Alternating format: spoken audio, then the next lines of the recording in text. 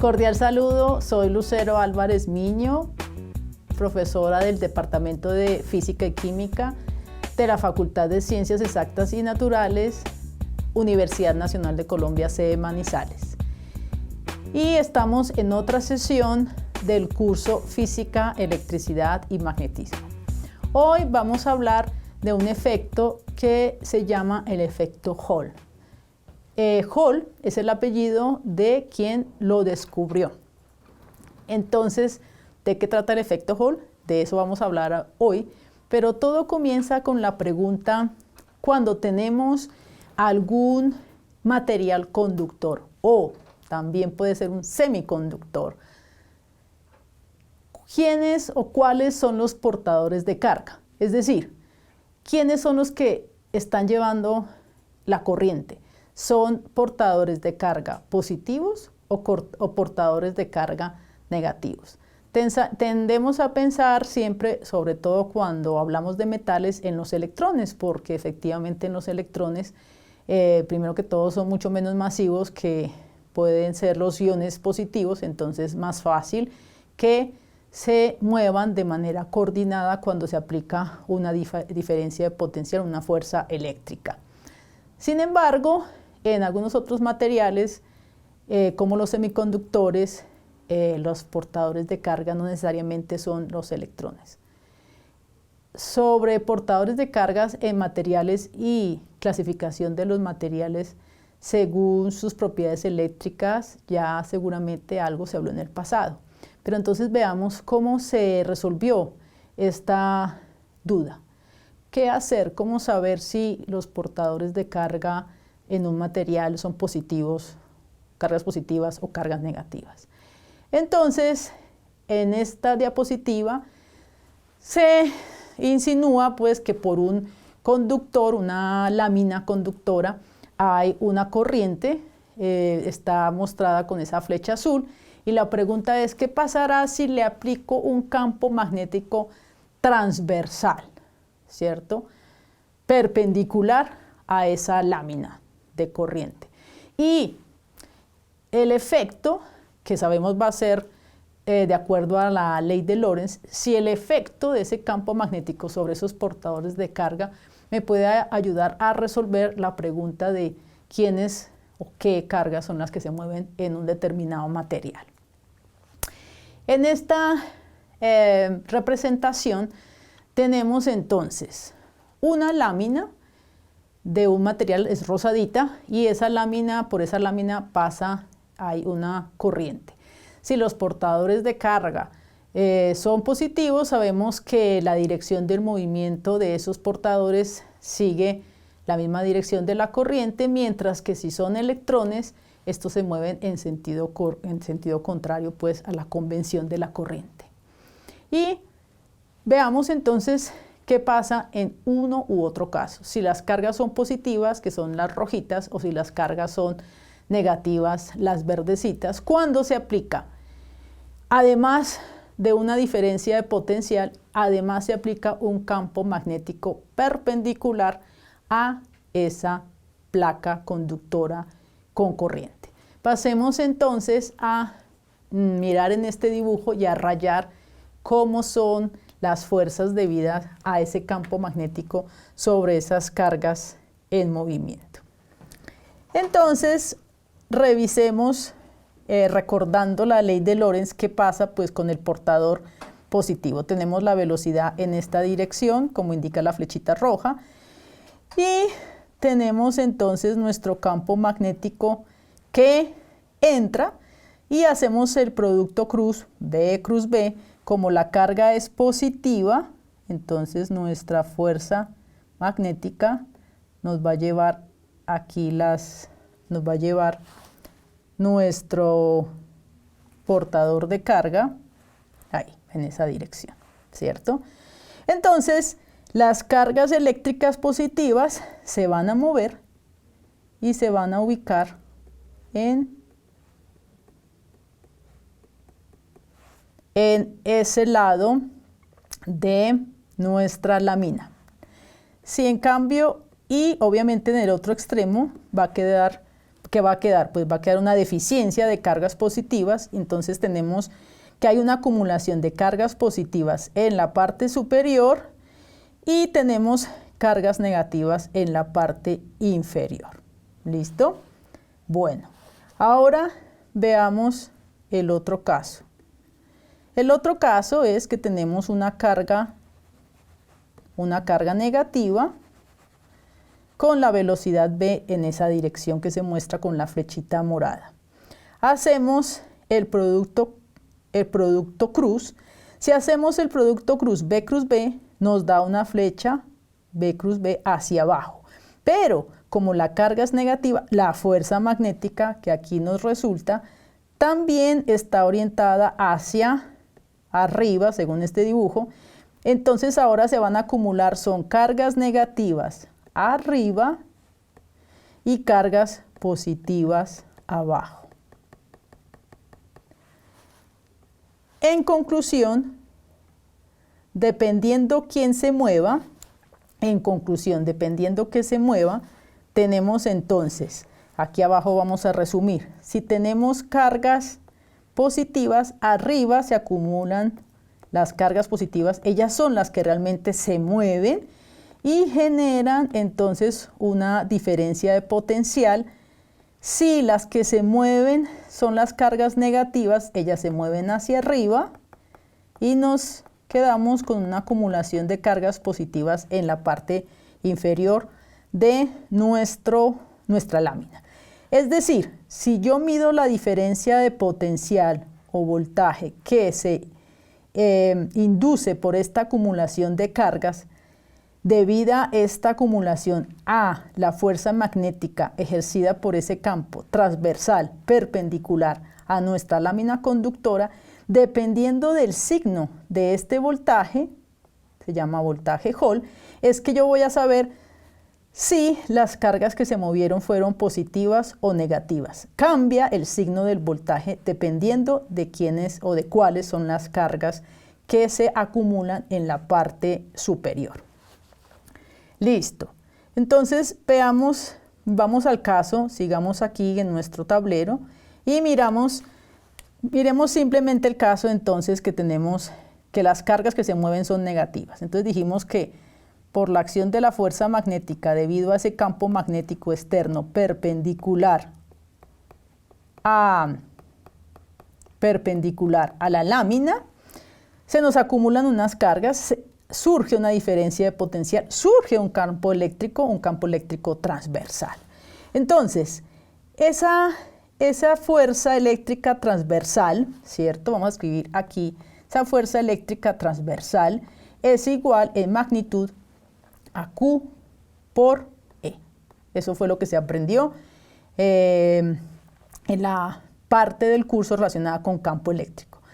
Esa fuerza eléctrica, Q por E, ¿cierto? Esa fuerza eléctrica Q por E. Por ejemplo, en el caso de nuestra carga negativa, va a estar orientado, el campo va de más a menos, entonces la carga va a querer, nuestra fuerza eléctrica va a orientarse así. Y la fuerza magnética, ya dijimos en el dibujo anterior, pero lo repetimos en este, la fuerza magnética va a estar orientada. Hacemos el producto cruz B, como la carga es negativa, la fuerza magnética va a estar orientada en el sentido contrario. Esa fuerza magnética es de magnitud Q por B por B. ¿Por qué simplemente así? Porque el ángulo entre la velocidad de la carga y nuestro campo magnético, ese ángulo es de 90 grados, entonces simplemente tenemos seno de 90 igual a 1. Entonces, nuestras cargas se van a mover hasta que estas dos fuerzas se compensen mutuamente y llegamos a una situación de equilibrio y eso nos permite calcular este campo transversal. Q por E es igual a Q por B, la velocidad de la carga por el campo magnético externo. Quiere decir que nuestro campo eléctrico es igual transversal, nuestro campo eléctrico transversal. Obviamente hay otro campo eléctrico que es el debido a, o el que hace que las cargas se muevan, ¿cierto? El campo eléctrico, pues, de nuestra fuente de poder, pero este es el campo eléctrico transversal. Transversal. Este campo eléctrico es igual a la velocidad de la carga por V. Escrito así, no parece muy interesante por la razón de que nosotros, pues, ¿qué podemos medir? O sea, en el experimento, un experimento nosotros ¿qué tenemos? Tenemos seguro este campo magnético B. Pero el campo eléctrico, este campo, nosotros realmente no medimos el campo eléctrico, sino lo que medimos es el voltaje. El voltaje es el llamado voltaje Hall, en este caso se llama así, y voltaje, simplemente yo puedo conocer este lado de mi placa conductora. Entonces, si multiplicamos a ambos lados por ese ancho, ¿cierto? Esto que está aquí, el campo por ese ancho de mi placa conductora, ese es mi voltaje Hall, y mi voltaje Hall es igual a la velocidad de mis portadores por el campo magnético por D. Entonces, ¿qué tenemos? Yo puedo medir mi voltaje Hall, yo puedo tener control sobre mi campo magnético, yo conozco las dimensiones de mi muestra, entonces, por ejemplo, podría determinar la velocidad de esos portadores. Más que la velocidad de los portadores, se acostumbra a determinar algo que se conoce como la movilidad de los mismos, pero eso no es necesario aquí incluir esa otra magnitud. Lo que queremos resaltar es que es necesario conocer, o sea, saber con qué trabajamos, qué es lo que realmente medimos en un experimento, para llevar pues a una ecuación que nos puede ser útil, como es el voltaje Hall. Estos voltajes Hall son muy pequeños, muy pequeños. Entonces, en realidad, para medirlo no es tan simple como coger un multímetro. Hay que seguramente tener un circuito de amplificación para después sí proceder a medir este voltaje Hall y, por ejemplo, de allí determinar nuestro, por ejemplo, velocidad de los portadores. Eso es una cosa que se puede hacer. Entonces, tenemos cómo se mide, cómo surge el voltaje Hall. El voltaje Hall surge por la acumulación de carga en los extremos de mi placa debido a la acción del campo magnético externo que lo aplico perpendicular a la misma. Eso fue lo que encontró Hall, que aparecía un nuevo campo transversal, o una nueva diferencia de potencial voltaje transversal a la corriente de conducción.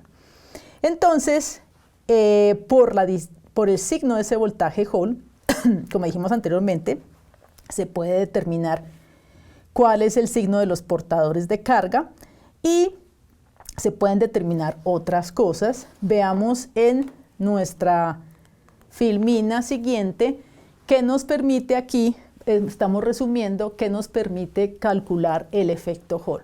El efecto Hall nos permite calcular la concentración, es decir, número de portadores de carga por unidad de volumen, el signo y la movilidad que está relacionada con la velocidad de los portadores de carga de la muestra. Nos permite, como dijimos, determinar la velocidad de deriva, esa V minúscula que tenemos en nuestra ecuación del voltaje Hall de los portadores.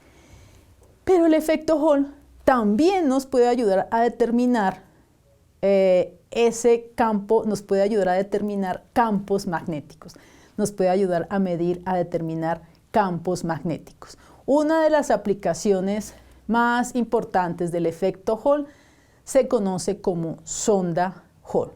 Con ayuda de la sonda Hall podemos medir campos magnéticos muy pequeños, como el campo magnético terrestre, que dijimos que oscila entre 25 y 65 microteslas. Es un campo realmente pequeño. Entonces, estas sondas nos permiten esa medición de campos de ese orden.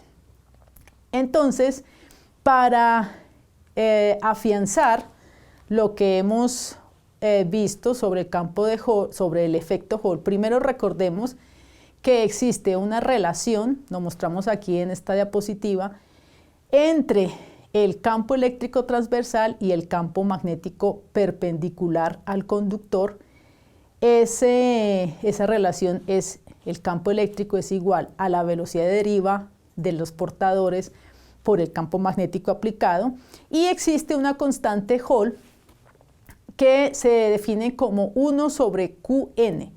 El signo de la constante depende de los portadores de carga. Ese signo está escondido en nuestra cantidad Q, y N es precisamente la concentración de los portadores de carga, o sea, es número de portadores de carga por unidad de volumen. A partir de la ecuación básica, que es la de la compensación de las fuerzas eléctrica y magnética, que nos da la relación del campo eléctrico transversal y el campo magnético aplicado a la lámina, es que podamos hallar el voltaje Hall, la constante Hall y otras relaciones que nos interesen según el experimento pues, que estemos realizando. Para entonces concluir, vamos a ver un video en donde nos explican cómo funciona una sonda Hall. Las sondas Hall ya están en dispositivos, en chips. Entonces, en este video nos explican primero el funcionamiento de la sonda Hall, nos explican nuevamente, como vieron, el efecto no es difícil de explicar, el efecto Hall. Nos lo explican inicialmente, nos explican cómo viene la sonda Hall y nos explican cómo hacer un circuito muy sencillo, y propongo que lo intentes hacer en casa. No se requieren dispositivos electrónicos muy costosos, lo puedes hacer en casa para que hagas uso del efecto Hall. Antes de ir al video, quiero mencionarles que este es el efecto Hall, que se llama efecto Hall clásico. Existe un efecto Hall cuántico, que fue, mientras que este fue descubierto a finales del siglo XIX, el efecto Hall cuántico fue descubierto en los años 80 del siglo XX. También es muy interesante y eso se verá en otros cursos. Puedes investigar también sobre este efecto. Veamos entonces, para concluir nuestro video. Hola amigos, el día de hoy vamos a hablar sobre los sensores de efecto Hall, que son dispositivos que sensan la presencia de un campo magnético y producen un voltaje como respuesta. El principio de funcionamiento es el siguiente. Tenemos un material conductor y aplicamos un voltaje en sus extremos, de modo que los electrones comenzarán a fluir del negativo al positivo. Si nosotros acercamos un imán a la placa, entonces la fuerza de Lorentz hará que las cargas negativas se desvíen en esta dirección. Vamos a tener acumulación de cargas negativas aquí y los agujeros positivos irán en sentido contrario. Esto se conoce como el efecto Hall. De tal manera que entre estos dos puntos vamos a observar que se desarrolla un voltaje, que es la salida del sensor. Este es el principio de funcionamiento. Déjenme hacer una analogía para ilustrar el concepto, utilizando un cable por el que pasa una corriente eléctrica. Este es un cable de cobre, este es un imán de neodimio. El cobre no responde al campo magnético, pero voy a encender la fuente de poder. Está circulando aquí una corriente de 1 amperio y si yo ahora acerco el imán, vemos cómo el cable se mueve en la dirección hacia arriba por el efecto de la fuerza de Lorentz sobre los electrones de la corriente eléctrica. Los sensores Hall tienen 3 patas. Usualmente la primera de ellas es el positivo de la alimentación, la segunda es el negativo o tierra y la tercera es la salida. Estos sensores trabajan de forma que entre el positivo y la salida es como si tuviéramos un interruptor que está normalmente cerrado, es decir, la corriente puede circular entre estas dos patas. Pero cuando acercamos el polo sur de un imán a la cara frontal del sensor, entonces el interruptor se abre y ya no circula la corriente. Para volver a cerrarlo nuevamente, debemos de acercar a la cara frontal el polo norte de un imán y de nuevo tendremos conducción entre la primera y la última patas. Vamos a verlo funcionar. Tenemos conectado positivo a la primera pata, negativo a la segunda, y el LED está conectado entre la primera y la última patas. Ahora voy a encender la fuente, voy a aplicar 3 volts y ahí está el LED encendido. Ahora acercamos el polo sur de un imán y se apaga. Le damos la vuelta, acercamos el polo norte y enciende nuevamente. Y de esta manera lo encendemos y apagamos cambiando la polaridad del campo magnético. El sensor Hall solamente provee corrientes muy pequeñas de unos pocos miliamperios.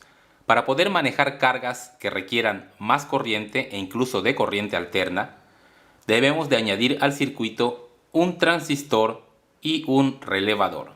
De esta forma, la salida del sensor Hall activa a un transistor y el transistor es quien maneja la corriente que enciende o apaga el relevador.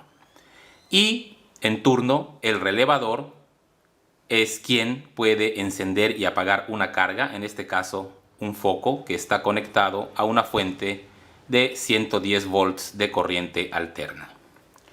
El diodo que tenemos aquí nos sirve para evitar las subidas de corriente que genera la bobina del relevador al apagarse. Vamos a ver este circuito en acción. Aquí tenemos el circuito, es como teníamos antes, el sensor Hall y el transistor, y está conectado a un relevador de 9 volts. Aquí está el circuito completo. Nuestro sensor Hall junto con el transistor están alimentados por la fuente a 9 volts de corriente directa, y la lámpara la vamos a alimentar con corriente de casa de 110 volts, que son estos dos puntos.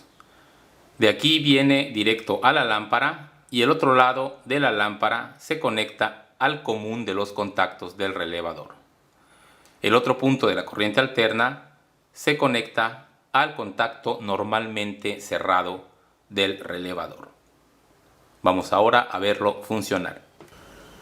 Muy bien, aquí ya hemos conectado la alimentación de corriente alterna y el foco está encendido debido a que estamos usando el contacto normalmente cerrado del relevador.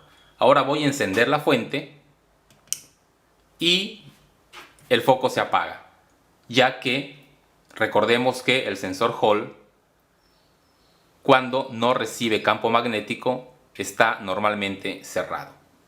Entonces se activa y le da corriente al relevador, que en turno activa el mecanismo y se apaga el foco. Ahora vamos a acercar el polo sur del imán y ahí vemos, se enciende el foco, le damos la vuelta, se apaga. Y de esta manera estamos controlando magnéticamente el encendido y apagado de una carga que está conectada a una alimentación diferente. Por supuesto, si la carga que queremos manejar es de corriente directa, entonces podríamos olvidarnos del relevador de esta parte de acá y colocar nuestra carga aquí donde se encuentra el diodo. Por supuesto, el transistor que utilicemos debe de ser capaz de manejar la corriente que va a requerir la carga que coloquemos en este punto.